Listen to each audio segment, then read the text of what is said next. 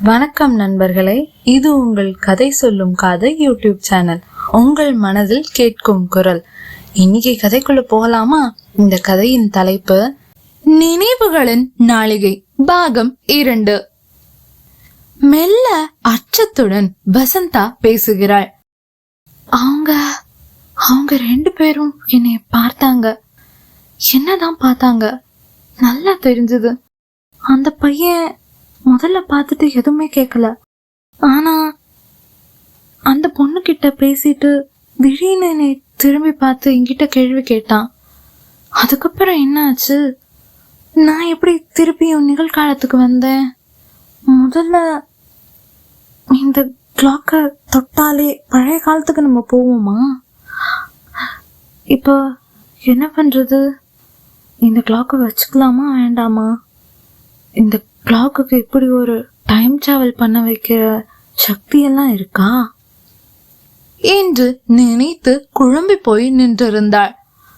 வசந்தா மீண்டும் அவள் வேலை செய்து கொண்டிருக்கும் லைப்ரரியில் நின்று கொண்டு இருந்தாள். நாள்காட்டியை திரும்பி பார்க்க அது 2025 2025 ஆண்டு என்று பார்த்ததும் தான் ஓ, நிகழ்காலத்திற்கு வந்துவிட்டோம் என்பதையே அவள் உணர்ந்தாள். ஆனாலும் அவள் கையில் இன்னும் அந்த கடிகாரம் இறுக்கி பிடித்திருந்த நிலையிலேயே இருந்தது. அவள் அந்த கடிகாரத்தை பற்றி ஆராய்ச்சி செய்ய துவங்குகிறாள். வசந்தாவின் தாத்தா அவருடைய இளமை காலத்தில் ஒரு பெண்ணை காதலித்து வந்திருக்கிறார் போலும். ஆனால் என்ன ஆயிற்றோ அந்த பெண்ணிற்கு?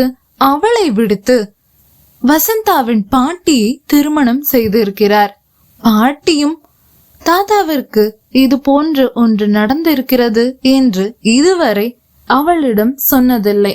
அப்பொழுது பாட்டிக்கும் இந்த விஷயம் தெரியாதா என்று ஒரு கேள்வி அவள் மனதில் எழுந்தது. அதை பற்றி மேலும் தெரிந்து கொள்ள தாத்தாவுடைய அலமாரியை தேடும் போது அவருடைய பழைய டைரி வசந்தாவின் கையில் கிடைக்கிறது. அந்த கிளாக் எப்பொழுதும் உண்மையதான் சொல்லும். ஆனா அது எல்லாருக்கும் சொல்லாது. எல்லாருக்கும் அத பத்தின உண்மையும் ரகசியமும் தெரியாது என்று அவள் தாத்தா அந்த கடிகாரத்தை பற்றி எழுதியிருந்தார். வசந்தா மீண்டும் லைப்ரரிக்கு வந்து அந்த கடிகாரத்தை சுத்தம் செய்ய கையில் எடுக்க அது மீண்டும் அதன் வேலையை காட்டியது. அதன் தங்க நிற முட்கள் மீண்டும் பின்னால் சுழன்று அவள் நின்றிருந்த அறை முழுவதும் இருட்டி கொண்டு வந்து மீண்டும் அவளை 1965 ஆண்டிற்கு அழைத்து சென்றது.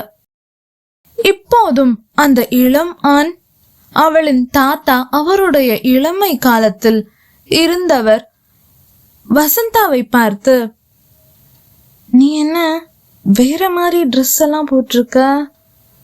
நீ எங்கிருந்து வர? உன்னதான் கேக்குறேன், பதில் சொல்லு என்று வசந்தாவிடம் வந்து கேள்விகளை கேட்கிறார்.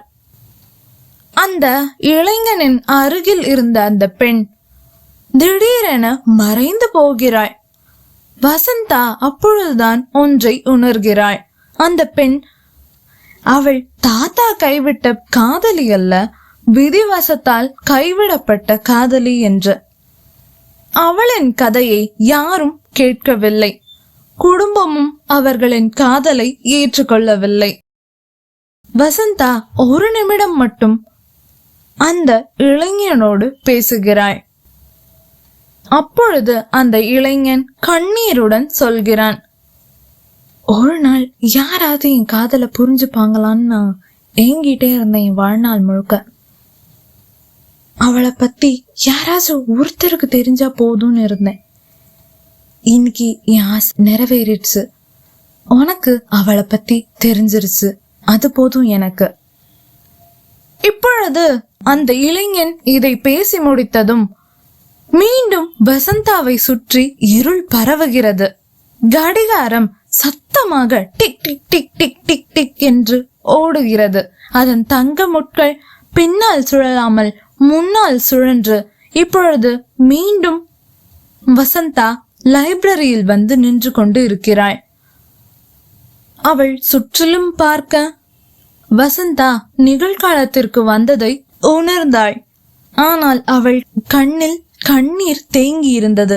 அந்த டைரியின் பக்கத்தில் மறைந்திருந்த பெண்ணின் பெயர் அவளால் இப்பொழுது மட்டும் படிக்க முடிந்தது. அவள் அந்த பெயரை ஒரு சிறிய கல்லில் பொறித்து தாத்தாவின் புகைப்படத்திற்கு அருகில் வைத்து அவருக்கு புதிய மாலையிட்டு விளக்கேற்றி வைத்தாள்.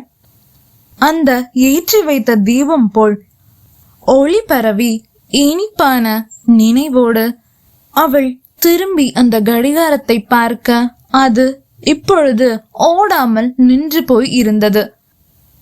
ஆனால் அது வசந்தாவிற்கு சொல்ல வேண்டிய விஷயத்தை சரியாக சொல்லி இருந்தது. காதல் என்றால் அது அழிவற்றது. ஒருவர் இல்லாமல் போனாலும் அது உலகில் நிரந்தரமாக வாழும். நினைவில் மட்டுமே ஓடும் கடிகாரம் நிகழ்விலும் ஓடினால் நிகழ்காலத்திலிருந்து கடந்த காலத்திற்கு சென்று வருவார்களா என்பது ஆச்சரியம்தான். நன்றி.